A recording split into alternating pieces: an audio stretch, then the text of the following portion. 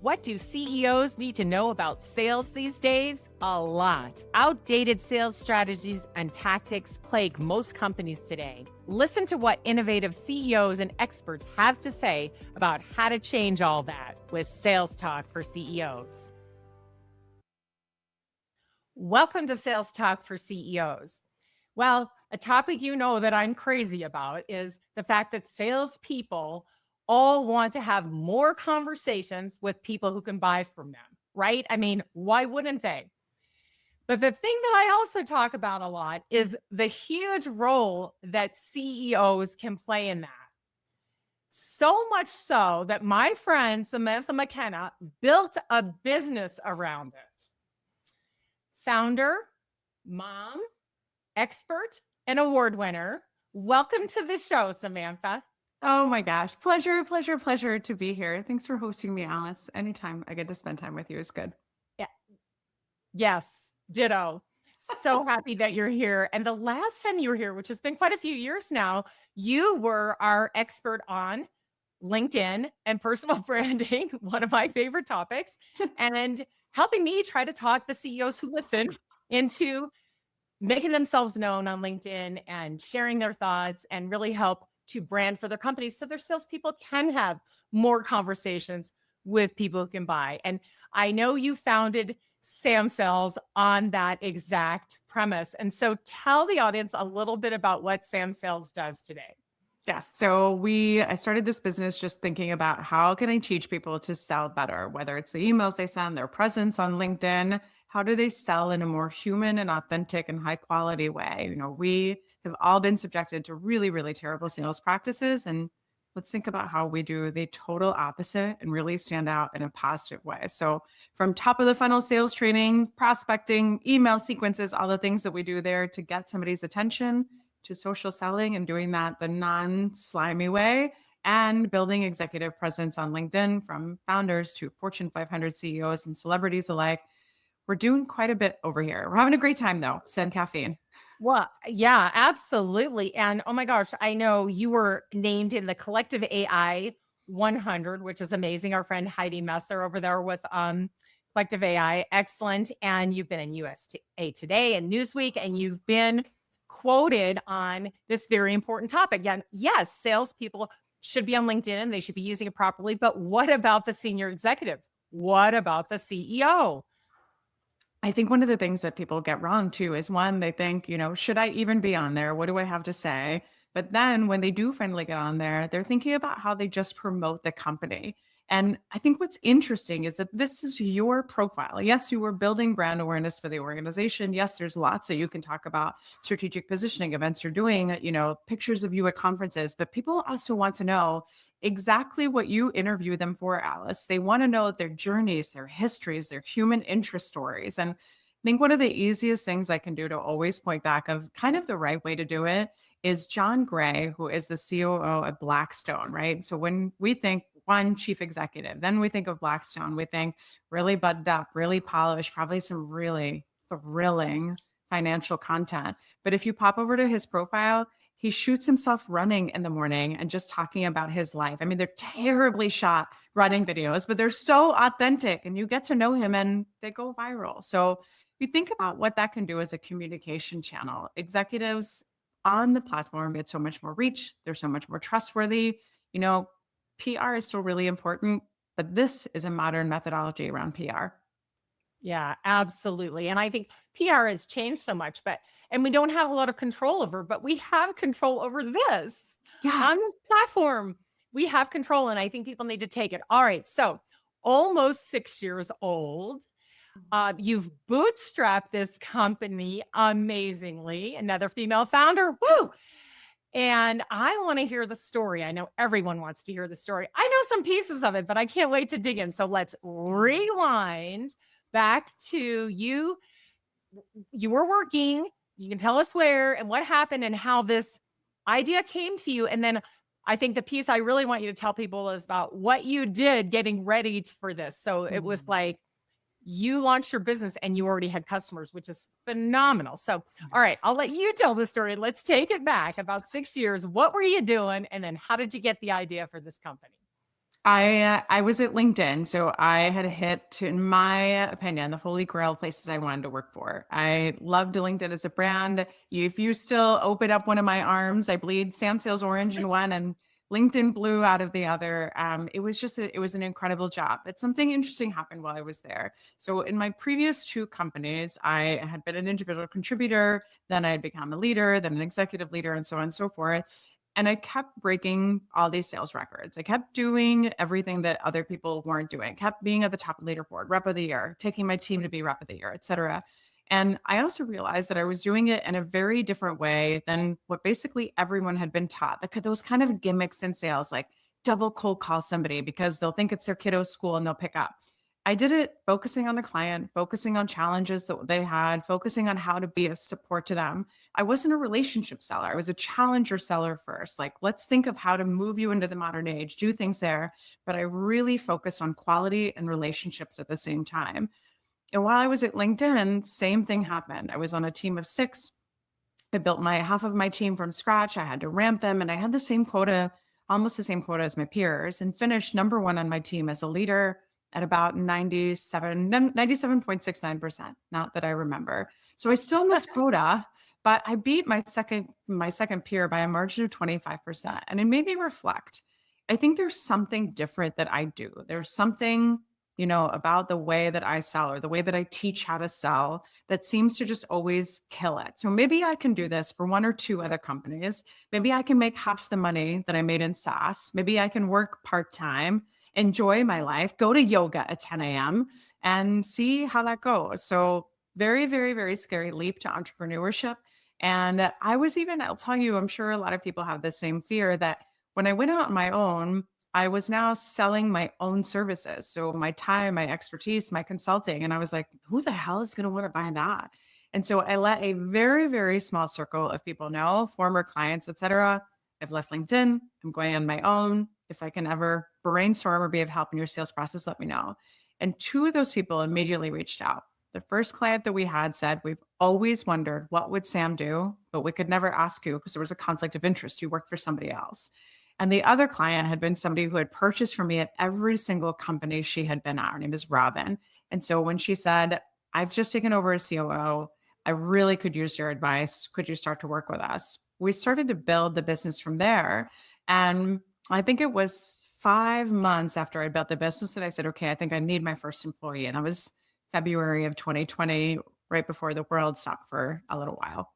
All right, pause there for a second and take us back a little bit because you had told me something a while back when we talked about how you had been posting on LinkedIn and building your audience. And, a lot of people are also talking about community led sales now, right? Mhm. And I think back when you were doing it, you probably weren't necessarily thinking that, but Yeah. you were building a community. So, talk a little bit about that because for anyone here who's thinking, oh, I'm going to launch a business or I'm going to launch my next business, or how can I even propel this business? Yeah. I think this is so important. So, talk about how you built that community and how you showed up every day. This was a strange thing, but 2011 was my first post on LinkedIn. I still have it. And of course, it was about show me you know me, if you can believe it or not. But I think the interesting thing about this was that I would get all these accolades from my leaders, and they would say, I never thought to do that. That's a really smart strategy. And I said, well, you've been in sales for 25 years. So if it's smart to you, like I must be onto something. So I just thought, I'm going to use this channel to post my content and help other people. If it helps my tiny company, maybe it can help a few other people. So the start of it was just like, maybe I can be of support. And this is long before the days of actual LinkedIn influencers and all of that, where apparently everybody's an influencer now.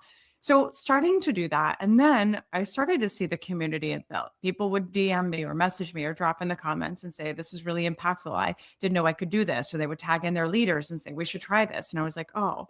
And I think I was building that community before even realizing that's what it was. But then that brand started to build. I would get promotions. I would post about them. People would celebrate. And I was like, oh. And then I would start to see that we would get inbound leads from what I was posting. So I was working for a company called On24 at the time, about 2012 to 2017, 18. And in that, I'd post about webinars, I'd post about marketing, theory, things like that. I would take things that Matt Hyman would, or Matt I'd have to, Hein, Matt Hein. Hein, thank you. That Matt Hein would talk about, right? Or I would see at the Content Marketing Institute and I'd weave that into webinars. And all of a sudden, we'd get all these leads. Of course, they were never for my team, but also being the competitive person that I am, I track those. So I would send them to an AE. I'd CC their leader on them. I'd say, here's a lead that came in from my post. You should go after it. I track that, the pipeline. Did the meeting happen? Did pipeline get generated? Did it create an opportunity? Did Mhm. that close?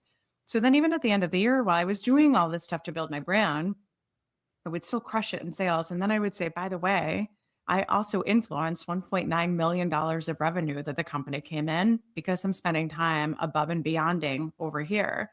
And without really realizing it, that brand grew and grew and grew. But I was still only at a handful of thousand followers, 3 or 4 thousand followers during my LinkedIn days. When I left and started Sam Sales, I think I was probably at 8,000. So you can see where I'm about 110 now.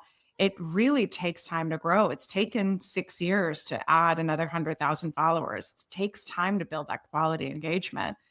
But it was amazing because I made impact globally. I still do. I posted just the other day about someone who said, my life was in, financial dire straits. I came across your content and everything. You changed my life. I'm in a completely different place than I was a year ago. And while all of that community building and that content's really important for building the business, it's an amazing, amazing feeling to know that you can impact other people, that you're doing good for the world, probably in a time where we need a whole hell of a lot of it. Oh my gosh. Yes. Well said. Well said. And I do think it's interesting because you were just posting stuff that you knew other people wanted to know. You weren't really trying to do anything. You were trying to help, is what you were. I mean, if anything, you were just trying to help. Yeah, and I think the other thing is like when you share those pieces, so that helpful advice, that perspective, et cetera, you're going to impact also people who've never engaged with you. And that's the interesting part. And it probably is for you as well, Alice, that the people who inbound to our website and then say, I follow you on LinkedIn, I'm like, who are you? I've never seen your name before. I've never seen you in our likes and our comments, et cetera. They're the lurkers. So keep in mind, right? Your wins are coming from all those people that are reading, evaluating, deciding, and then they're coming in. But the other great thing is it shouldn't be all about business. People want your stories. They want to be inspired by you. They want to know what you did when you felt flat on your face and how you picked yourself back up. Those are the stories that help build a brand of, if you've been in this position, you can succeed too. If you've seen this failure, you can pick yourself back up as well. They want to be where you are eventually. So sharing those personal stories is key. And I think it also creates the authenticity of who you are. Now, there's people who share personal stories all the time who, to me, come across as, arrogant and self-celebratory all the time. And they think they're masters of the universe. And then there's people, that try their best to be self-deprecating and show, that they don't have it all figured out and they're still working it out. So those stories matter. Yeah, I agree. Those stories absolutely do matter. And you built up so much while we were on 24 that LinkedIn noticed, right? And Yeah. you got recruited away. It's exactly right. And I think it's an interesting thing. I try to be careful about when I share this in our LinkedIn client trainings. Cause I'm like, I got recruited to LinkedIn by being on LinkedIn. And people are like, oh, that's how I do that. Okay, great. I'm like, oh gosh. But it was. And in fact, I was such an advocate of LinkedIn Sales Navigator and still am to this day, that I was posting about it quite a bit. And our team, our CSM team noticed and said, would you be willing to come in and do an interview, like a client testimonial in our offices in San Francisco? And I said, are you kidding? Like I died. I said, do I have to pay you? Do I have to pay for my transportation? What do I have to do? Like I was so naive. And they're like, no, no, no, we'll just be excited to have you. Thanks. I was like, okay. So I went, I think I even got LinkedIn stocks afterwards. And I thought I had just, again, died and gone to heaven. But it was the enthusiasm for the platform. One, the sharing of content that got me noticed. And then two, the enthusiasm for the platform that got them to say, you should work here. And one interesting thing about this is that my very first offer to get into sales in 2008 was a job I turned down. And my boss was like, let's reevaluate this, come on board. And so then I said yes. And the same thing happened with LinkedIn. When I interviewed for LinkedIn, I turned down the first job that I was offered there. And I remember thinking that the company was so big. I said, I'm gonna get lost. Nobody's gonna know who I am. I'm never gonna stand out. I'm not gonna have a shot at advancing because it's such a big brand. And they said, we respectfully decline your decline. And let's keep talking and figure out how to bring you on. But Yeah, this brand building on LinkedIn can get you recruited, right? It can get you noticed. It can bring in leads. It can build your business. It can build your brand and visibility 3 or 4 years before you think you want to build your business, right? So get started now. You'll wish you had done it a year ago. Yes, absolutely. So all of this led to you launching Sam Sales and just starting by, okay, a few people I know, I'm going to let you know that I'm doing this. Yeah. And then you continued to post, it continued to grow. So let's talk about the first person you hired and Yeah. how you ended up growing the company to where it is today, which is phenomenal. So Yes. we have yourself out there selling and delivering. I remember those days really well Oh myself. my God. And in fact, I still do most of the selling and delivering. Yeah. And then what happened? You're like, oh my gosh, this is bigger than I thought it might be. Yeah. The piece of advice I got when I started Sam Sales was don't consult because you're going to run yourself thin, right? And so I was thinking like how do I start to scale myself? So our first hire was somebody who acted as a BDR for one of our clients. They were smaller on the smaller end, 3 4 million dollars in revenue, but they needed leads. They didn't have a sales team. They didn't know how to do it. And I thought, well, I can probably manage a BDR for you. I can write your sequences. I can tell them where to prospect, what subject lines to write, how to show me. I can do all of that. And I remember we paid our first BDR was paid at $20 not $25 an hour. And I went to the client. I said, would you be willing to pay $50 an hour for this? And they said, yes. And I was like, oh my God. Again, so naive in the early days, but I remember being like, I am going to make money while I sleep. I was so excited. Could not believe my good fortune that I could earn $25 extra per hour while not doing any work, that somebody else would be doing that work. So we brought this person on and then we started to listen. We just listened to demand from our clients. And every time something came up, we thought, is this a temporary thing? Is it specific to them? Or is this something that we keep hearing everybody struggles with? And can we scale this? Can we turn this into something? Can we productize this? And so we had some great, spectacular failures of those things that we tried to do. And we had some really wonderful wins, right? We kept building out the concept of show me, you know me as a sales methodology. It's a little mini sales methodology, but how do you do your research? How do you not be creepy? How do you show up in a subject line, right? In a completely different way. And then how does that carry forward into every part of the sales process? People don't seem to know how to write sequences. So we'll teach them, we'll write the sequences for them, and then we'll teach you how to write your sequences based on data and our own methodology. Showing up on LinkedIn. You don't know what to say, how the algorithm works, what to write. You don't have the time for it. You don't have the time for all the back end administration, connecting with people, managing your DMs. Give us all that. We'll do it. We know how to write. We know the algorithm better than anybody else. Give it to us and we'll give it a go. And so those things, right? We look for those patterns and we kind of look about where the industry is moving. We focus on that. We leave the rest behind, but focus on that. And I think the two things that really stand out for us is that in the age of scaled and veiled everything, as I say, right? We scale all of our communications and we make them veiled. We make them look like we made an effort. When we just use AI, we sure as hell didn't make an effort. And the age of that, and in the age of thinking about people just being desperate for human connection, that show me, you know me stands out. It's like the more we add AI, the better our methodology does. So we're here for it. And then in thinking, how do we build less of a faceless brand? How do we build brand awareness for a company that has 20 employees and nobody knows they exist? Well, instead of continuing to drain our wallets and bank accounts with SEO, why don't we just go to the party where everyone already is? Why don't we go to LinkedIn and show up there and talk on that stage, right? And that's a unique opportunity I think people have. We've really thought about the end goal is how do we get people to our website, webinars to see what we have to say. But instead of getting them to come to your parties over here, go to their party first and prove that coming to yours is going to be a sound investment of their time and their attention. Go there first and then lure them away. Don't spend millions of dollars on SEO and syndicated third-party content to get them over here. You can go where they already are. Attention is so scarce these days. Like, show up where they're showing up. Oh my gosh. Well said. And so you're listening to your own customers in the marketplace telling you this is what we need. This is, and so you started to, okay, how do I make this repeatable? I can't just be pure out consulting. I've got to make a process. So you started building those programs and those processes and making them repeatable. Yeah. And listening and then niching in and niching in and niching in, right? So Yeah. now it's you and this BDR. And then very quickly, you started really realizing the potential and growing. So let's talk about these other salespeople. You have an amazing team. Yeah. I believe it's all women. Am I correct? All women. Yes. And All I women. we always know if we're not going to hit it off with a client when they come on board and they say, "Where are the men?" And we say, "Who cares?" I mean, just kidding. To be very clear, we are an equal opportunity employer. We prioritize hiring expat and military spouses because I think there's still so few job opportunities for these Mhm. multiple master degree of holding brains of the world, and so we prioritize that, which end up being women most of the time. But yeah, we hired Catherine on our team was our first hire, and then about a month later, we hired Kim on our team to come on board and start to help with training and start to help with all sorts of things on strategy. And then we really quickly expanded. So we brought on another BDR, actually two more BDRs. Now they have transitioned to different roles. Like our second BDR, third BDR that we hired is now our VP of marketing.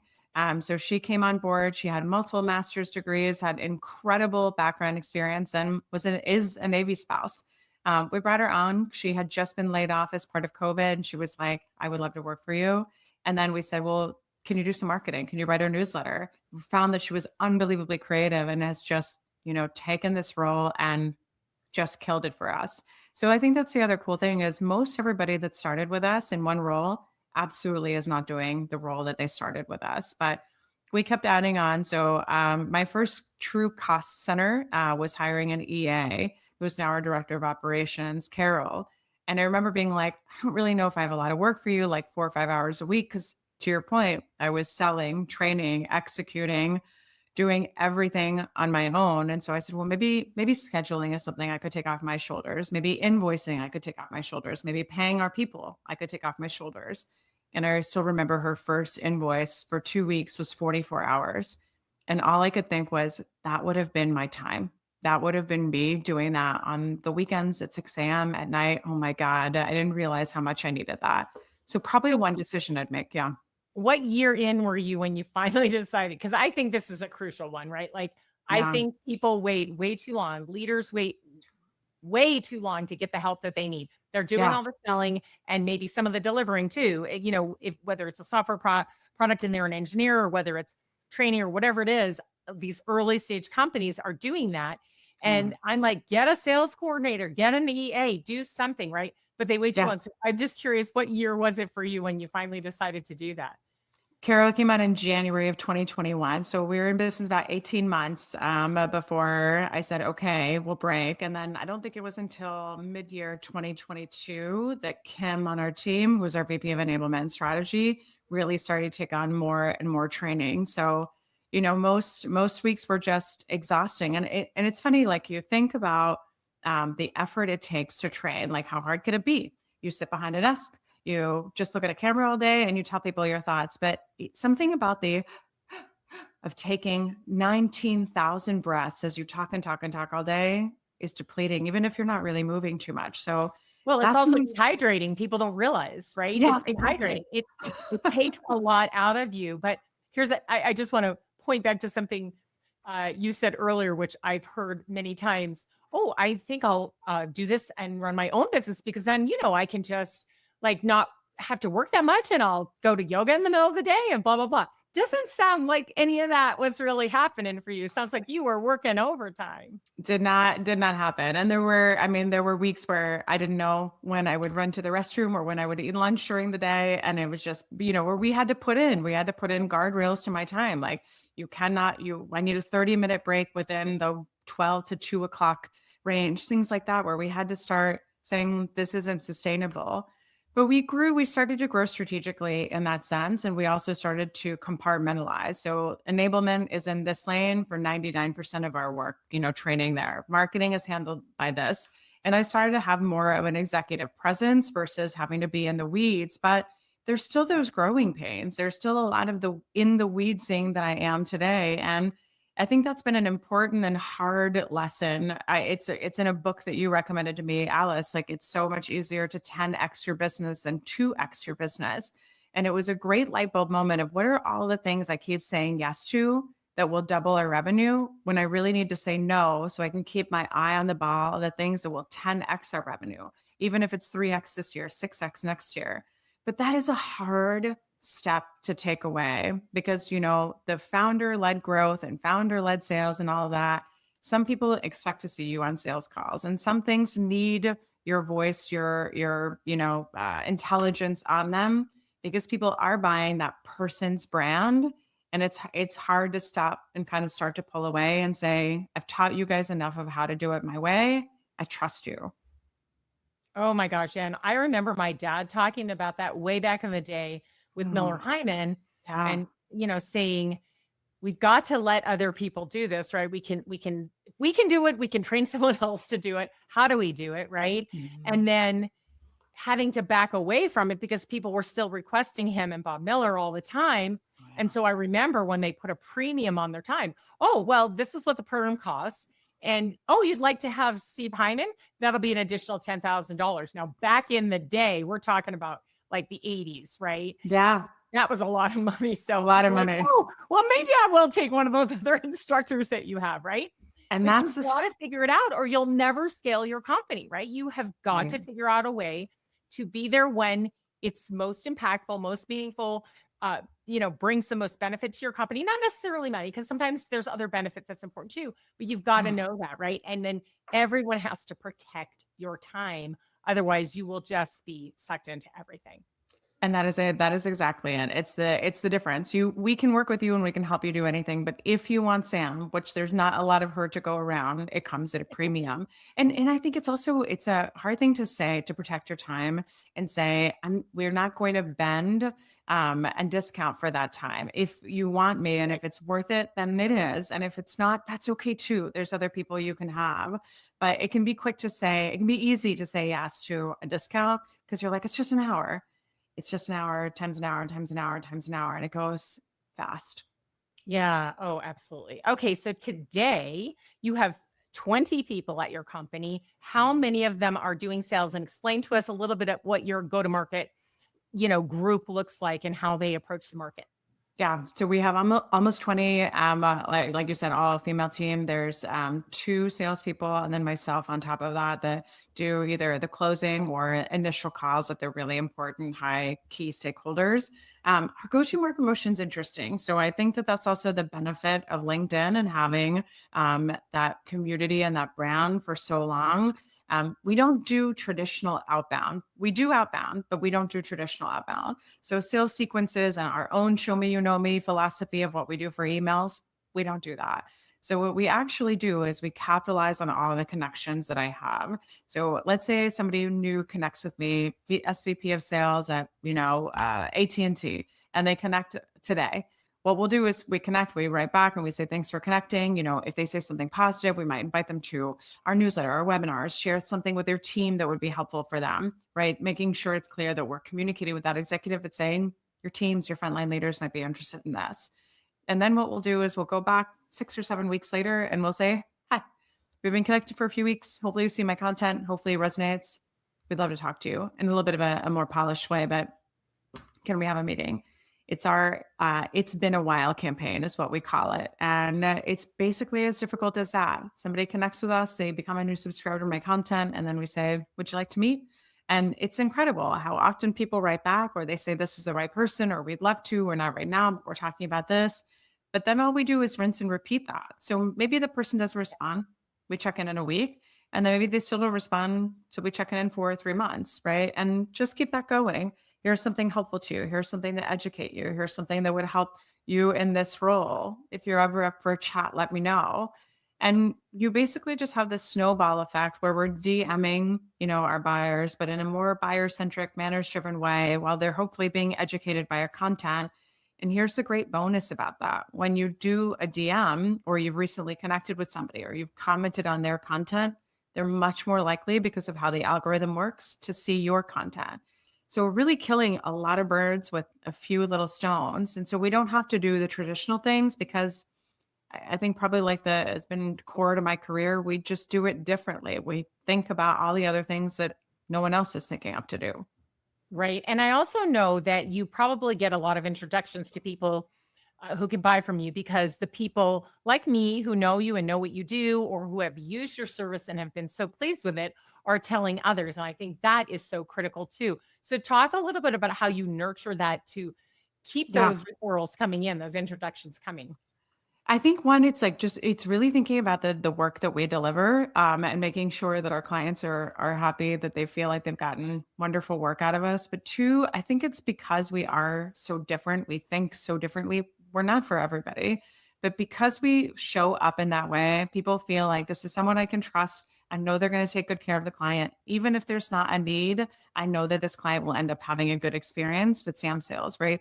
We're known for all these things, like we send handwritten thank you notes when we've worked a deal pretty extensively and they go with somebody else. We'll send you a handwritten thank you note to just say thanks for letting us be a part of that process. And I think where most would never put in that time and effort or say, what do I have to be thankful for? We say, like, you gave us your time, you let us be part of the process, you gave us an at bat, we had a shot, and yes, we wish it had gone differently and we'd gotten all of your budget, but maybe next time. And I think even just simple things like that make a difference, because buyers are like, well, the person that got the deal didn't send me anything. And we're like, oh, we know. And so then we wait, hopefully, if things don't work out in the exact right way, maybe they come back to us. People change jobs, people get promoted, people move divisions, right? There's always going to be a way to think about that long game and how it impacts you. But I think, we have there's a woman by the name of Christine Uri who used to be the chief legal officer for NG, about a 5,000 person company. And I remember her saying, I don't recommend people. I recommend you, because I trust that you're not going to botch it, basically, right? And I think that that's the reputation you can build as a seller, as a CEO, as a leader, that people trust you with sticking their own neck out for you for introductions to other people. Yeah. Yeah. You said something really powerful. All the CEOs out there listening. I mean, you said a ton of powerful things, but something that you can really shine when you lose a deal are your salespeople thanking the buying team for their time. Mhm. Didn't go the way we wanted, but thank you for your time. And we're always here, should you need us in the future, right? A Yeah. simple handwritten thank you note, even as an email, that would be fantastic, but a Yeah. handwritten would be great, but it's just not happening. So Just I make think the effort. it's so important. And that's something I have just always done. Whether a CEO, I get all of my businesses referrals, but when they come to me, whether they end up buying from me or not, I always say thank you. I always keep in touch with them. And I think it's just such a beautiful thing. And they do come back years later sometimes. So Yeah. it's been absolutely worth it to do it.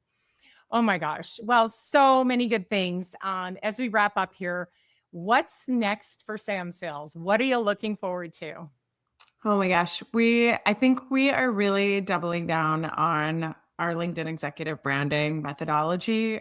We've just made these tremendous investments in building better decks and our website for it. And we're investing in our process and our talent there. And I'm really excited to see where this is going to go. I think we've been beating this drum for a long time, helping the idea of it become more visible. I think, in terms of that holistic strategy, we've really invented that whole piece that comes together of everything that we do. And I'm just interested to see what's going to happen in these next few years. Will we be known as the standard for it, the gold standard for it? Will it really explode? I'm really excited to see what happens here. Yeah. Well, me too. And I'm watching you. So, oh my gosh. Before we go, I have three quick questions for you. And these are for all those CEOs out there listening. What's a book that you think every CEO should read? This is a little unbusinessy, but it's Unreasonable Hospitality. So it's by Will Guidara. He is one of the former, I think he was the owner at one point, 11 Madison Park. So for any of you foodies in New York City, you definitely know this restaurant. The name alone makes my heart race. And it's really a fantastic book of thinking how to build your business, how to lead teams, how to deliver unreasonable hospitality for your clients, your employees alike. Lots and lots of margin notes for me. Yes, so many great stories in that book, right? About things that they did that people just were not expecting, and it just bowled them over, really. I mean, There was the paying the meter, asking, people when they came for dinner and they said, "Where are you parked?" And they said, "Oh, out on the street."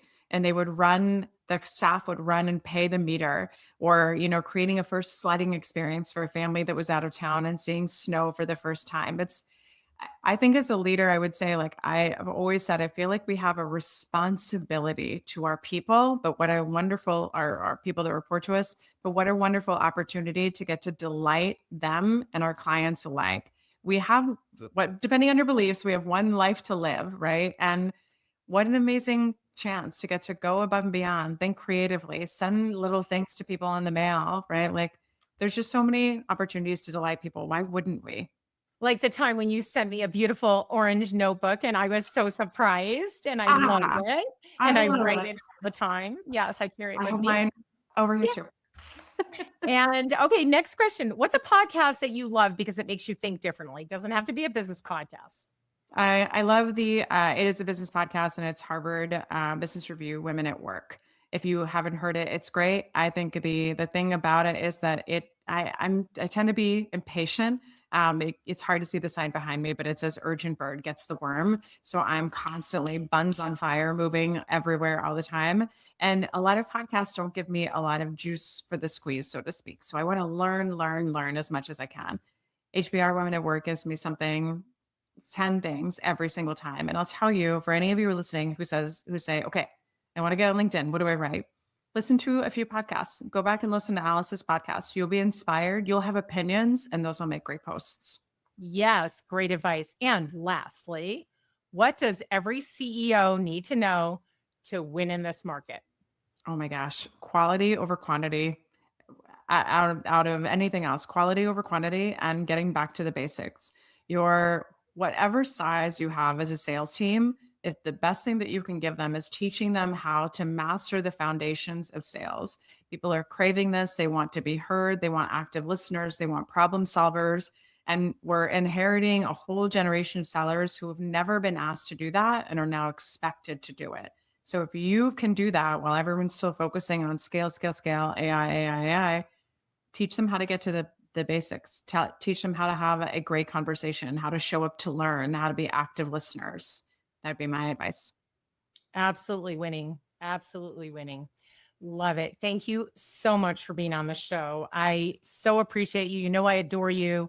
And I'm always here to help you in any way that I can.